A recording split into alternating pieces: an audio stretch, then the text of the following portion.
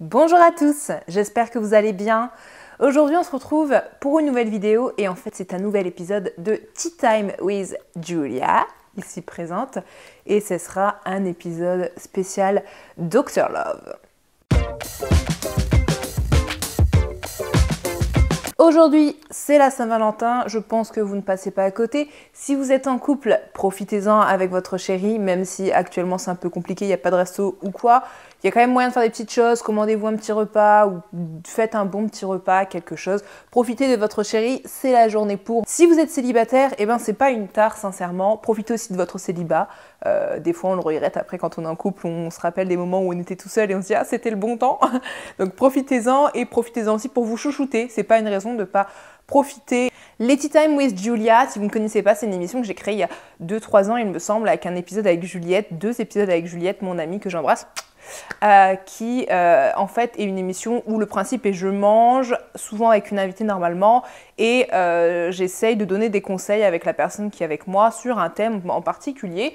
Là, avec tout ce qui est l'état actuel des choses, le virus, etc., je suis pas forcément très entourée, donc aujourd'hui vous n'aurez que moi, mais j'essaierai de faire mon max pour vous aider. On va parler d'amour, mais surtout un peu un épisode en mode Dr Love, c'est quelque chose que j'adore faire, que j'adore regarder. Je voulais en faire un depuis longtemps et je me suis dit c'est l'occasion, on est pile dans la bonne période pour ça, donc pourquoi pas essayer aujourd'hui d'en faire un et peut-être d'en refaire si ça vous plaît par la suite. Donc le principe est simple, j'ai demandé sur plusieurs de mes réseaux sociaux si vous aviez des problèmes de cœur de m'en faire part et que j'allais essayer de vous conseiller, je vais faire mon max. Il faut savoir que j'écoute pas mal les problèmes de cœur de mes amis et je les conseille beaucoup, j'adore faire ça et en général on me dit que je suis de bons conseils, donc je vais essayer d'être de bons conseils avec vous également. Donc vous m'avez fait part de quelques problèmes d'amour, j'en ai 4 aujourd'hui et je vais essayer donc de régler ces 4 problèmes, enfin d'au moins essayer d'avancer dans le sens où les problèmes pourraient se régler et du moins essayer de vous faire avancer également. Donc on va arrêter de parler et on va passer aux 4 problèmes pour une raison d'anonymat et etc. parce que c'est pas forcément agréable d'être affiché comme ça publiquement. J'inventerai les prénoms de chaque personne. C'est ces 4 filles qui m'ont contactée et à chaque fois je donnerai un prénom que j'ai inventé. C'est pas le vrai prénom. J'ai dit c'est parti, mais en fait on est quand même dans un Tea Time with Julia, donc j'ai effectivement une tasse de thé. Normalement je mange, les 2 fois où j'ai fait ces épisodes, j'étais en mode fast-food la plupart du temps. Actuellement, je suis pas au régime, mais je fais attention à ce que je mange et j'essaye de perdre du poids. J'essaie d'être une nouvelle moi. J'en parlerai plus tard puisque j'ai prévu une longue vidéo sur ce sujet. Mais j'essaie de faire attention à ce que je mange, donc vous ne me verrez pas manger de fast-food. Tout ce que j'ai à disposition, c'est un petit bol de compote maison. C'est un petit bol Olaf. Trop cute. C'est un petit bol Olaf, c'est de la compote maison que j'ai fait moi-même parce que là c'est l'heure du goûter et je fais attention à ce que je mange. Donc bref, cette fois-ci, c'est les problèmes. Alors, on va commencer tout de suite. J'ai les 4 histoires que je suis venue regrouper sur une note de mon téléphone. Donc on va passer une par une et puis on va voir ce que je peux apporter en espérant que je puisse vous aider. Sincèrement, c'est ça le but quand même. Alors, l'histoire numéro 1, ce sera l'histoire de Valentine. Valentine de Hello, si tu passes par là. Du coup, alors, Valentine nous dit « Je suis en kiff sur un mec en couple qui vient de m'avouer qu'il m'aimait, mais qu'il resterait avec sa copine. Son couple bat de l'aile, ils sont censés emménager ensemble dans peu de temps, mais de ce que j'ai compris, sa copine l'a trompé. Il a décidé de continuer avec elle tout de même, je souffre de ce qu'il m'a dit et je veux passer à autre chose. Mais il a un discours trop ambigu qui me laisse de faux espoirs du style « Je serai jaloux si tu trouves quelqu'un quand même, je raconterai pas à ma copine que je suis tombé amoureux de toi, mais si ça marche pas, je te rejoins où que tu sois, c'est dur de faire mon deuil de toi. J'ai été claire, j'ai dit que je ne serai jamais la deuxième femme non officielle. Notre relation initialement amicale qui était super avant qu'il ne se déclare, a-t-elle des chances de survivre à ce retournement de situation ?» Valentine. Effectivement, cette situation est compliquée. Je pense qu'on a toutes, enfin pas toutes, mais beaucoup d'entre nous, et je dis toutes, mais tous aussi, parce que ça peut s'adresser aux garçons. Là, j'ai que des témoignages de filles, mais ça peut bien entendu être pareil pour les garçons. Donc on a toutes et tous peut-être été en kiff des fois d'une personne déjà en couple et que c'était compliqué, et bon voilà. Déjà être amoureuse d'une personne déjà en couple, c'est compliqué. Un mec qui est en couple, qui laisse des faux espoirs, ou même des espoirs tout court, parce que là si je retrouve les phrases « je serai jaloux si tu trouves quelqu'un quand même »,« je raconterai pas à ma copine que je suis tombée amoureux de toi », déjà dire que tu es amoureux de toi, ou laisser croire que tu es amoureux de toi, parce que c'est peut-être pas parce que c'est peut-être un menteur, hein, vu le mec n'a pas l'air très net dans tout ce qu'on peut dire, dans tous les cas. Laisser des faux espoirs comme ça, ou laisser croire qu'on est amoureux, ou qu'on a un petit kiff sur une autre personne, alors que déjà on est en couple, déjà c'est pas une tip-top personne. Si tu commences à avoir des sentiments pour quelqu'un d'autre, essaye de mettre les choses au clair avec ta copine d'abord avant d'essayer de commencer quelque chose avec quelqu'un d'autre. Ça me paraît déjà la chose la plus basique. Là, toi, clairement, tout ce que tu veux, c'est savoir si votre amitié a des chances de survivre. Ce qui est beau, c'est que malgré le fait que ce gars, tu es visiblement in love ou que tu as des sentiments pour lui, tu as quand même eu le courage et le cran de te dire la situation n'est pas bonne, il faut que j'arrête d'espérer quelque chose d'amoureux avec lui puisqu'il est en couple et je ne veux pas être une maîtresse ou une deuxième femme. Donc grand bravo pour ça. On peut toutes et tous applaudir Valentine pour ça. Mais ouais, toi tu veux quand même garder l'amitié derrière ça. Ça va peut-être te faire du mal ce que je veux dire, mais pour moi, cette amitié, elle n'a pas de chance de survivre. De un, il est pas net. Il est pas net, ça n'a pas l'air d'être une bonne personne. Concrètement, pour moi, je pense que c'est bien de couper tous les points avec lui. C'est plus facile à dire qu'à faire. J'ai déjà connu des situations comme ça où tu dois couper les points avec des personnes toxiques, puisque je considère que c'est une personne toxique dans ce cas. Mais il faut le faire pour toi. Concrètement, tu as compris que tu n'auras jamais rien d'amoureux avec.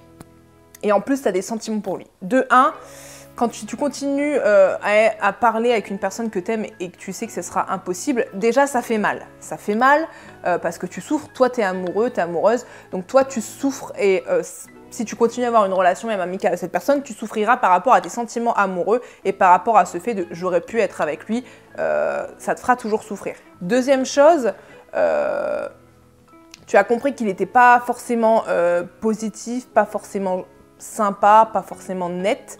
Malgré tout, tu te dis je l'adorais en tant qu'ami et je voudrais retrouver cette situation. Je comprends sincèrement, tu te dis j'ai pas envie de perdre un ami si c'est un ami proche. Mais en fait, pour moi, la situation, elle s'est cassée, elle s'est brisée. Et en dévoilant ses sentiments et en toi dévoilant tes sentiments, vous avez brisé le truc. On dit que l'amitié entre filles et garçons, c'est pas possible. Je pense que ça peut toujours être possible, mais dans ce cas-là, ça ne pourra plus l'être. Parce que justement, la frontière de l'amitié fille-garçon a été dépassée. Vous êtes passé à un stade flirt amoureux. Vous ne pourrez pas retourner en arrière. Pour moi, vous ne pourrez pas. Et en plus, je ne suis pas sûre que ça serait positif pour toi. Je pense plus que ça sera néfaste pour toi si tu continues d'avoir une relation avec lui. Pour moi, ce qu'il faut faire, c'est couper les ponts. Je sais que c'est dur, donc ce que je peux te conseiller, c'est de le faire un peu doucement, genre commencer à t'éloigner de lui au fur et à mesure, à moins répondre à ses messages ou à moins répondre à ses appels, à lui parler de moins en moins jusqu'à arriver à un stade où tu te dis c'est bon, je suis habituée à lui parler de moins en moins et je pense que je pourrais arrêter. C'est aussi pour te préparer mentalement à la coupure. Ça sera tout bénef pour toi entre guillemets parce que sinon tu vas souffrir de cette relation et votre relation elle est cassée. Vous êtes passé à un stade de flirt amour impossible en plus avec des faux espoirs, une personne un peu voilà, qui déjà a l'air d'être dans une relation malsaine avec une copine qui le trompe, mais qui veut rester avec, mais en même temps il est amoureux d'une autre fille. Enfin, ce couple a l'air what the fuck, finalement peut-être qu'ils se correspondent bien s'ils sont tous les deux un peu perdus, qu'ils ont envie tous les deux de tromper à droite et à gauche, mais de rester ensemble. Donc peut-être qu'ils sont faits l'un pour l'autre au final, puisqu'ils ont l'air de se ressembler. Mais pour toi, j'ai juste envie de te dire, éloigne-toi de cette personne malsaine, laisse-la dans sa relation malsaine avec cette personne qui lui ressemble et tu iras beaucoup mieux si tu es loin de lui. Voilà, du coup, Valentine, j'espère que ça pourra t'aider et j'espère que tu feras les bons choix à ce niveau-là. Bisous! Je ne l'ai pas dit, mais n'hésitez pas dans les commentaires à aussi donner votre avis, à aussi donner des conseils, ça peut aider les personnes en question. Je ne suis pas la science infuse, j'essaye juste de donner des conseils que moi je pense bons, mais si vous en avez d'autres, franchement, allez-y, je suis sûre que vous pourrez aider les personnes qui ont besoin de notre aide en amour. Alors, l'histoire numéro 2 est un peu plus courte, mais elle est tout aussi importante, tout problème amoureux est important. Alors, c'est l'histoire d'Harmonie. Harmonie, hello. Mon copain ne fait que jouer au PC, je ne sais pas quoi faire.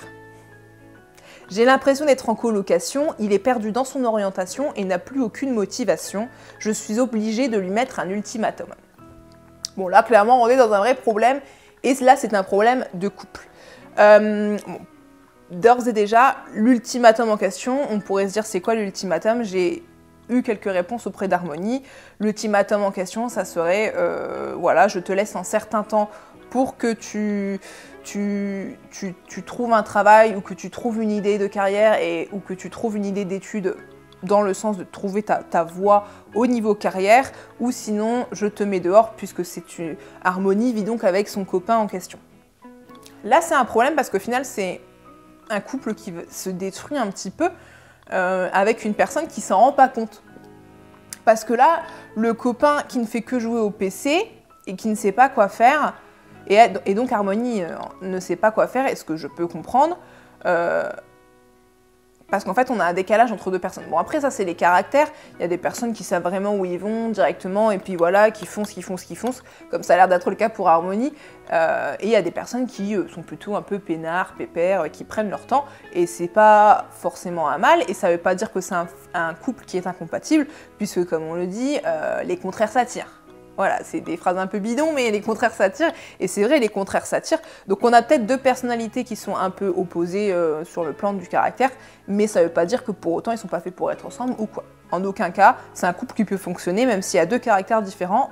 Ce qui est malheureux, c'est que ce que je vois dans cette histoire, c'est qu'au final, c'est un problème de carrière, etc., qui vient mettre en mal le couple. Parce qu'au final, l'autre personne qui est motivée, elle ne s'y retrouve plus, et elles vont à un trop gros décalage, ce qui est pas bon. En fait, très sincèrement, Harmonie, moi, je vais te dire mon avis. Je pense que ton copain, quand il ne fait que jouer au PC et qu'il n'a plus de motivation et tout, je pense que c'est un moyen de se mettre des œillères. Je pense que, parce que je sais que Harmonie a à peu près une vingtaine d'années et que donc c'est la période où on est jeunes adultes, on rentre dans la vie active, et que c'est compliqué à l'heure actuelle, ça l'est toujours pour moi et j'ai 26 ans. Donc en fait, je pense qu'il doit arriver dans cette vie active et que ça fait peur. Ça fait peur, effectivement, et des fois on n'a pas envie d'aller là-dedans parce qu'on est perdu et parce que l'inconnu fait peur et on préfère éviter l'inconnu, éviter de s'y confronter et rester dans son petit cocon, dans son petit confort, dans ce qu'on connaît pour éviter d'être perdu et d'avoir peur. Et je pense que c'est ça.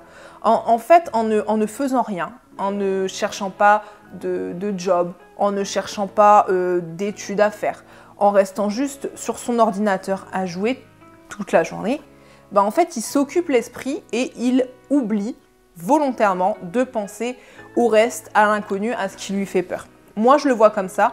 En fait, il se met des œillères pour pas avoir peur et pour pas se confronter à la situation qui est là, la situation qui est, voilà mon coco, maintenant il est temps que tu travailles ou alors que tu fasses des études pour arriver à ton travail.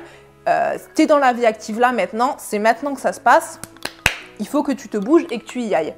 Je comprends ton idée d'ultimatum et mon conseil, pour moi, c'est de garder justement et de mettre cet ultimatum. Peut-être qu'on va dire « Ah non, mais c'est aller dans des extrêmes et tout », mais là, Harmonie, on voit qu'elle n'en peut plus. Elle a tout essayé et elle n'y arrive plus. Donc l'ultimatum, pour moi, c'est la seule solution. Je pense que malgré... J'ai dit beaucoup de « je pense ». Tu as dû lui en parler souvent. Il faudrait que tu réessayes à nouveau une nouvelle discussion. Voilà, tu lui dis... Tu rentres chez toi après le travail ou je ne sais rien, tu lui dis écoute, hop, tu arrêtes ton PC 2 secondes, tu te concentres, je suis pas en train de rigoler, on va avoir une vraie discussion, je veux qu'on parle toi et moi, c'est sérieux, je rigole pas, tu essayes de montrer que tu es fermée, que tu es vraiment très sérieuse pour qu'il comprenne un petit peu la gravité de la situation.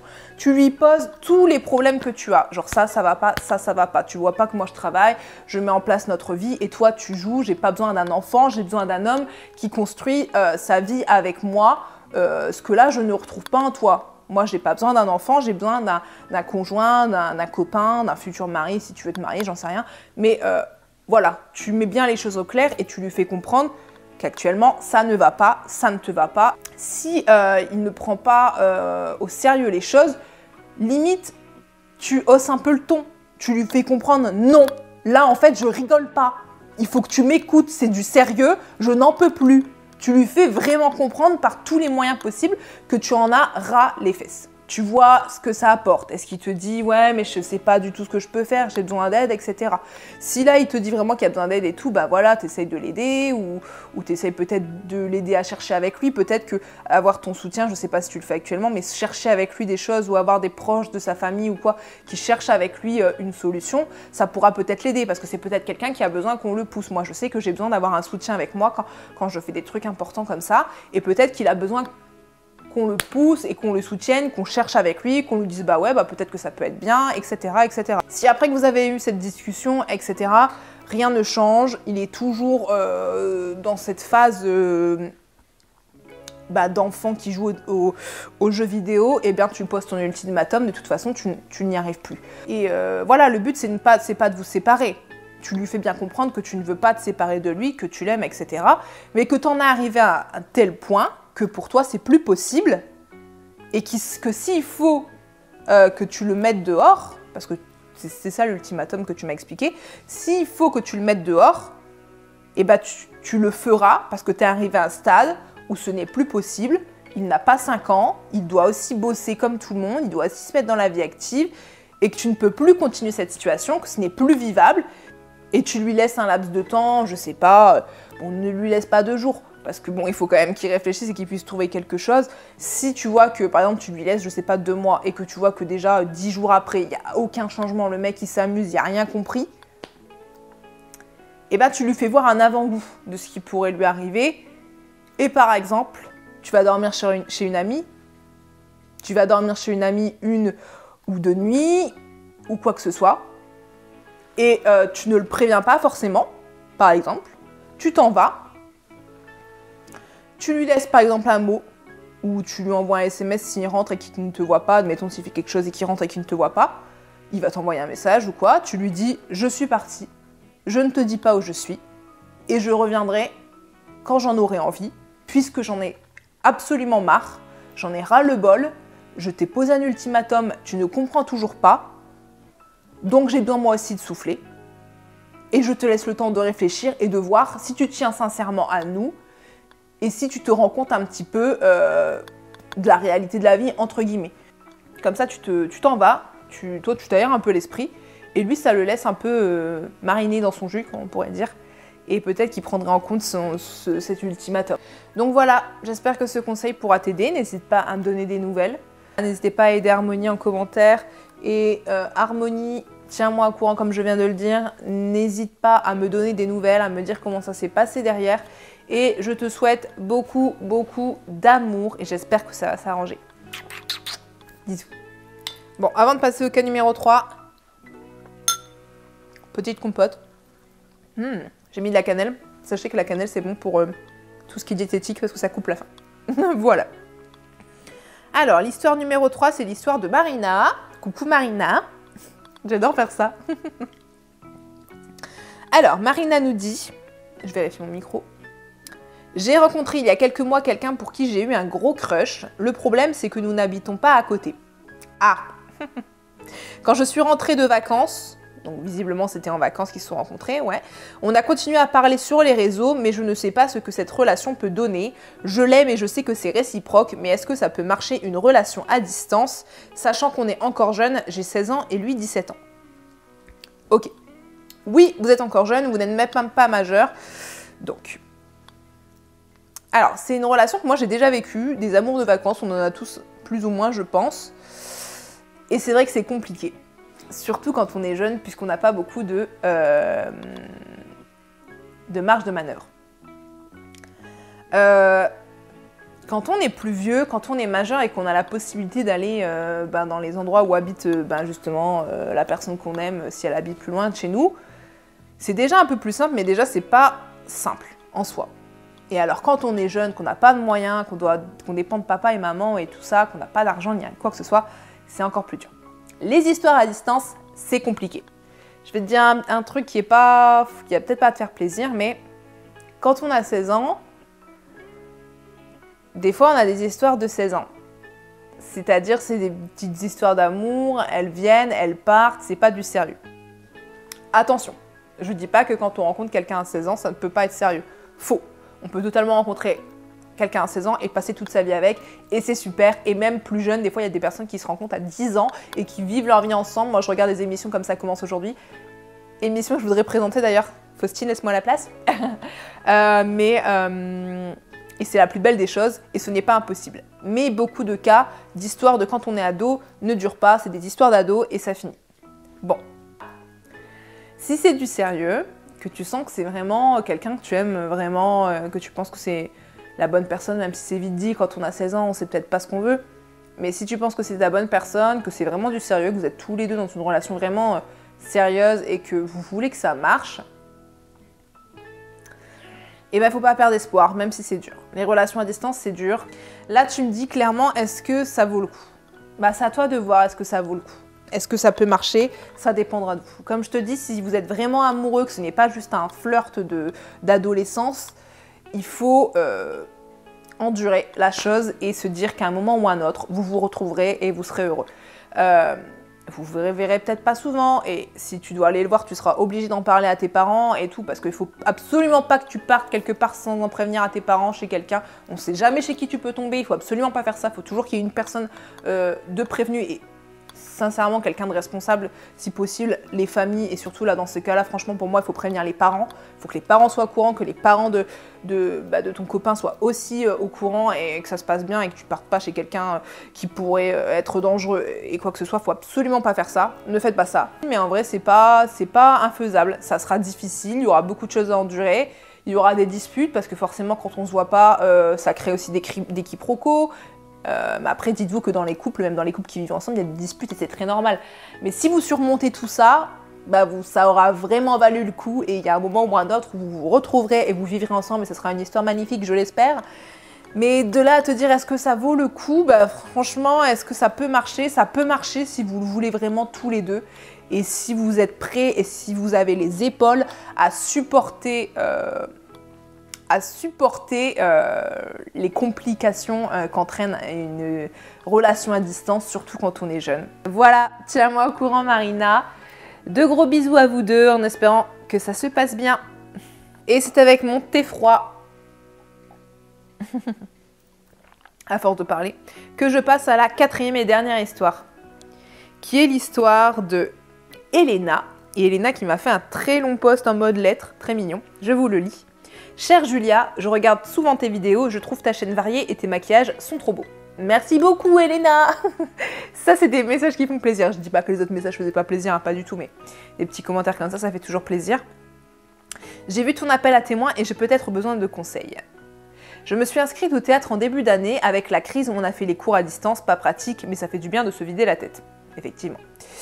Dans mon cours, un garçon me plaît bien. Mais nous ne sommes vus en vrai que 3 fois. Les séances sont en présentiel. Non, les séances en présentiel sont rares. Mais le peu de fois où nous nous sommes vus en vrai, avec masque et moins de 6 personnes, c'est bien, les gestes barrières sont respectés. Les consignes sont respectées. Nous avons tous les deux joué plusieurs scènes ensemble. On a, selon une bonne amie, une bonne complicité scénique. Il m'intéresse vraiment, mais j'ai eu trop peu de temps avec lui en dehors de nos personnages pour apprendre à le connaître et savoir si c'est réciproque. Je sais qu'il est célibataire, j'ai peur de faire un pas vers lui si ce n'est pas réciproque, ça risquerait de créer une gêne par la suite. Quels sont tes conseils? Signé une fidèle abonnée. Merci beaucoup Elena, ça me fait plaisir que tu aimes mon contenu et que tu sois une fidèle abonnée. Merci beaucoup, gros bisous déjà et gros cœur sur toi par rapport à ça. Je vais essayer de te donner mon maximum. J'ai essayé de donner mon maximum à tout le monde, hein, mais voilà. Bon, c'est sûr que la période actuelle n'arrange pas du tout les relations amoureuses ni les rencontres. Mon conseil va être très simple, fonce. Non, c'est pas aussi simple que ça, même si le but est de foncer. Bon, tu es célibataire Elena, il est célibataire, déjà vous avez tout ce qu'il faut pour. Tu as une bonne complicité avec, tu as l'impression, d'un point de vue extérieur, donc visiblement de la part de ton ami, ça a l'air de matcher un petit peu. Déjà, s'il y a quelqu'un qui, d'un point de vue extérieur, a l'air de voir qu'il y a des atomes crochus, entre guillemets, entre vous, c'est que, voilà, techniquement, si quelqu'un d'autre sait le remarquer, c'est que tu ne te fais pas de film, je mets des gros guillemets. Mais c'est une bonne chose, c'est que visiblement, on voit qu'il y a une complicité. Bon, certes, tu te dis c'est lié au théâtre, peut-être qu'on s'entend juste bien en tant que comédien de théâtre, entre guillemets, enfin, quand on joue des scènes, etc. Là, c'est le risque. C'est le risque. En fait, tu vas te jeter dans l'inconnu, mais en fait, si tu ne tentes rien, tu n'auras rien. J'ai envie de te dire, t'as rien à perdre. T'as rien à perdre, Elena. Non. Certes, effectivement, comme tu le dis, ça pourra... si ça ne se passe pas bien, ça se passera peut-être pas bien après par la suite d'un groupe de théâtre, tu seras peut-être un peu gêné, enfin lui aussi, etc. Ouais. Mais s'il te plaît, tu le regretteras si tu ne tentes rien. Mais j'ai envie de te dire, on est en 2021, avec tout ce qui se passe actuellement, toutes les choses pourries que la crise nous a apportées, etc. Franchement, on n'a qu'une seule vie. Et je pense que c'est le moment ou jamais pour tenter les choses. Dans le pire des cas, ça ne matchera pas. Certes, tu auras une petite gêne au théâtre, mais au pire des cas, vous n'êtes pas que deux. S'il y a des gênes, enfin je sais pas, il faut essayer de voir si vous pouvez pas jouer avec une autre personne. Ou après, il y a aussi le côté professionnel. Hein. C'est comme quand tu travailles avec une personne que tu n'aimes pas, tu vas quand même travailler avec elle parce que c'est ton job et puis tu vas prendre sur toi.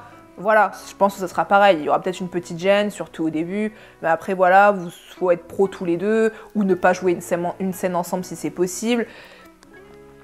Et voilà, prendre un peu sur soi. Le théâtre, ça va pas durer toute ta journée ni toute ta vie. C'est juste un moment dans ta journée qui te fait du bien. Voilà, et genre, c'est cool. On va finir sur une belle note avec cette histoire, un truc un peu positif. Mais lance-toi, Elena. Prends ton courage à deux mains. Tu fais du théâtre, alors vas-y, enfile ton masque, enfile ton costume de nana forte, déterminée, courageuse, qui est prête à tout, qui va voir le mec sans avoir peur et fonce. Et ne lui déclare pas ta flamme comme ça, hein, ça va le faire un petit peu fuir. Mais vas-y doucement et tâte un peu le terrain si t'as un peu peur. Au pire des cas, tu peux faire un peu ça. Tu tâtes le terrain, comment dire? Tu peux d'abord... essayer d'être plus que juste des collègues de théâtre. Tu commences par lui parler un petit peu plus. Voilà, bon, quand vous voyez, tu essaies de lui parler un peu plus. Quand tu ne le vois pas, je sais pas comment vous faites vos cours en non présentiel, mais s'il y a un chat ou quoi, t'hésites pas à lui poser des questions. Ou même, d'abord, tu peux commencer à lui parler du théâtre. Voilà, vraiment, juste parler du théâtre comme si tu étais vraiment dans une relation juste théâtrale. On parle que du théâtre, et puis d'un coup, hop, subtilement, tu dévies sur un truc un peu plus perso ou un truc comme ça. Ah oui, t'aimes ça? Bah moi aussi j'aime ça. Hop, hop, hop, des atomes crochus. Tu le fais petit à petit. Tu dévies, pour moi, tu commences sur le sujet du théâtre, tu essayes de lui parler un peu plus du théâtre quand vous voyez ou quand vous êtes en non présentiel s'il y a moyen de chatter ou quoi. Et t'inclus en fur et à mesure des petits éléments de la vie pour essayer de voir si vous avez des choses que vous aimez bien, partager un peu plus de ta vie, qui partage un peu plus de sa vie, en apprendre un peu plus l'un sur l'autre, mais comme ça, tout de façon très naturelle. Et après que t'as une relation qui n'est pas forcément amicale, mais qui est déjà plus qu'une relation de collègue de théâtre, tu commences à demander si, voilà, avec la troupe, entre guillemets, vous voulez pas vous voir après pour boire un verre. Enfin, ah non, pas boire un verre. Si après, avec la troupe, vous voulez pas vous voir chez vous, enfin, boire un verre chez une personne, chez un des membres de la troupe, pardon, en ayant fait des tests pour voir si vous n'êtes pas malade, bien entendu, et en n'étant pas trop, hein. Donc fais attention quand même, faudrait pas que tu tombes malade, ma petite Elena. Je dis tout le temps ma petite et je suis désolée, vous n'êtes pas forcément plus petite que moi, mais je vous dis ça. Mais ouais, et puis comme ça serait le bon plan, tu vois, de se retrouver chez un membre de l'équipe. Et puis pendant cette petite soirée, voilà, tout le monde était un peu plus détendu et tout le monde raconte un peu sa vie. Et hop, t'en sais encore un peu plus sur sa vie à lui. Tu commences à parler en groupe et puis t'essaies d'isoler la conversation pour être plus que deux, entre guillemets. Et puis pendant cette soirée, justement...